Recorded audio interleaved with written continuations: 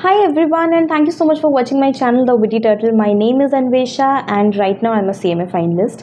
So yes, today I'm uploading this video after a very long gap because I was busy in my studies, and recently I received many comments that why did I choose CMA over CA, right? So I thought maybe I should do a video, and yes, here I am with the video where I'll be giving you what were my personal reasons for not choosing CA and choosing CMA, right? So let's start with the video.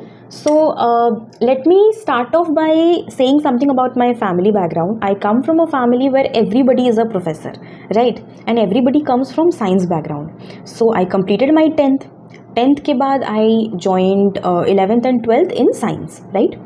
By the end of 11th I realized that मुझे science में कोई interest नहीं है and I want to switch my stream after I complete my 12th.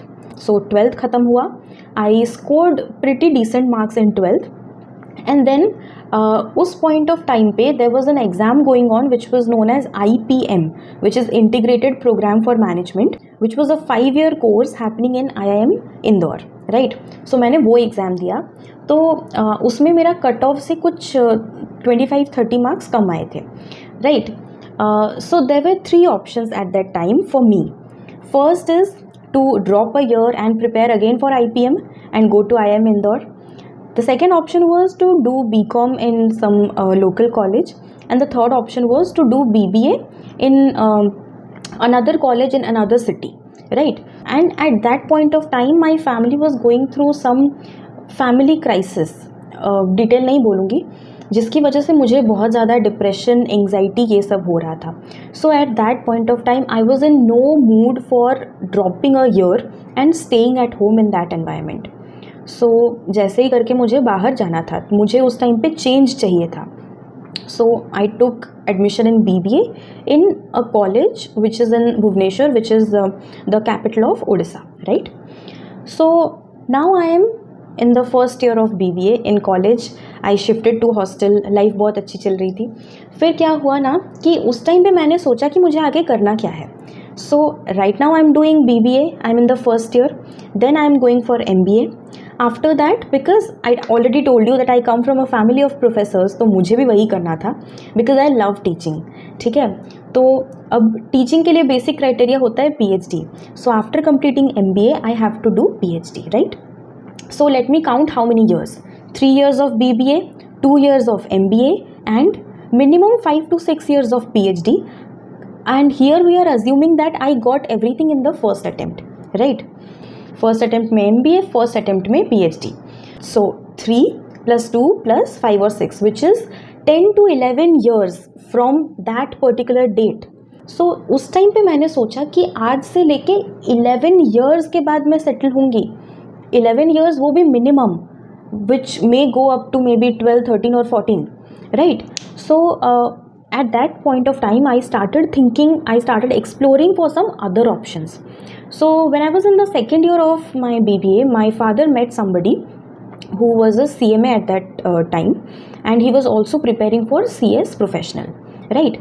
So there was a paper in my third semester which was cost and management accountancy.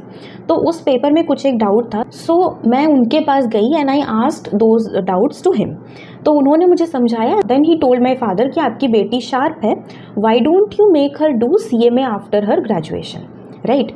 सो तब हमें पता ही नहीं था CMA क्या होता है. And when I got another option, तो I started searching about it, but at that time there was not much information available on YouTube और anywhere else, right? Even Sanket Pandit had very few videos on his channel, and उस time Jio नया नया आया था. तो CMA के fraternity में या CA के फ्रैटर्निटी में कोई ज़्यादा कॉन्टेंट क्रिएटर थे ही नहीं. So I went to the website of ICMA, I saw the placement list, ये वो देखा हमने, and then I joined the course. I joined CMA foundation just 1 day before the last date of registration, right? फिर मेरे पास था 1 महीना, because उस time हमारे सेमेस्टर्स थे. सेमेस्टर्स के बाद मुझे आना था और फाउंडेशन से 1 महीने पहले ही मुझे पढ़ना था. And mark my words, science background से थी और BBA में उतना अकाउंट्स वगैरह होता ही नहीं है, राइट? तो अकाउंट्स में मेरा नॉलेज 10% ही था, राइट? तब मैंने फाउंडेशन का सिलेबस देखा और मुझे लगा ये तो बहुत ज़्यादा है, how will I study so much in these 30 days। But somehow मैंने बहुत प्लान किया and I use to sit for 12 to 14 hours every day in one room, right.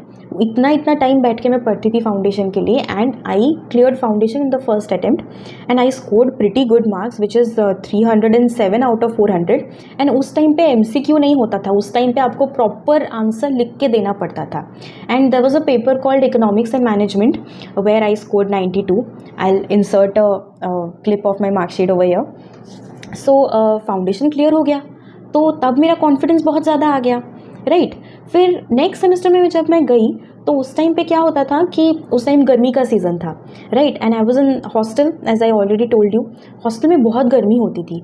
So my best friend and I used to go to the library and क्योंकि library में AC हुआ करता था तो library में हम लोग पूरी दोपहर वहीं पे ही रहते थे। तो वहाँ पे ना बहुत सारे कॉस्ट एंड मैनेजमेंट अकाउंटेंसी के बुक्स थे, तो वो सब हमने पढ़ना स्टार्ट कर दिया। वहाँ से वो निकाल के हम लोग बहुत सारे क्वेश्चन सॉल्व करते थे और देखते ही देखते 2-3 महीने में हमने 4-5 कॉस्ट अकाउंटिंग की बुक्स ख़त्म कर ली थी। तो वहाँ से थोड़ा बहुत इंटरेस्ट आ गया और मुझे लगा नहीं, मुझे तो CMA करना ही चाहिए। अब आप ये बोलोगे कि मैंने CA को क्यों नहीं एक्सप्लोर किया। सो हमारे जान पहचान में we didn't have much people who were from this field. So जो भी थे उन लोगों ने हमसे कहा कि नहीं, CA तो बहुत ज़्यादा डिफ़िकल्ट होता है, CA और CMA में बहुत डिफरेंस होता है, CMA ईजी है, आप ये कर लो। और CMA में जो आर्टिकलशिप का पीरियड होता है वो 6 महीने का होता है, whereas in case of CA that is 3 years। सो वहाँ पे आपका बहुत ज़्यादा टाइम सेव होने वाला है। किसे पता था कि आज आके हमें वही CA फाइनल के ही बुक्स पढ़ने होंगे, वही CA फाइनल के ही क्वेश्चंस करने होंगे, राइट। सो उस टाइम पे I think due to lack of information, due to lack of guidance, I could not take CA। And अगर मैंने CA में भी किया तो मुझे बहुत पहले नहीं पता चला था कोर्स के बारे में। So that is one of my biggest regrets. So yes, foundation ख़त्म हुआ, फिर मेरा ग्रेजुएशन कंप्लीट हुआ, हॉस्टल से मैं घर आई and then I started preparing for intermediate. और उसके बाद तो everything is on YouTube. So ya that was my reason behind choosing CMA over CA, right. So क्या क्या रीज़न था बेसिकली? पहला था कि पता ही नहीं था, दूसरा था मिस गाइडेंस, बिकॉज़ बहुत लोगों ने कहा कि CA बहुत डिफ़िकल्ट होता है, आप CMA कर लो, CMA CA से ईजी होता है। और CS के बारे में भी पता चला था, but CS is very theoretical और मुझसे इतना ज़्यादा थियोरी होता ही नहीं है। और थर्ड रीज़न था कि मैंने इतने सारे बुक्स कर लिए थे कॉस्ट अकाउंटिंग के ऊपर, इतने सारे बुक्स से क्वेश्चन सॉल्व कर लिए थे कि मुझे लग रहा था कि CMA में तो बस यही होता होगा, ये सब तो मैंने कर लिया है, बाकी जो भी आएगा वो तो मैं कर ही लूँगी।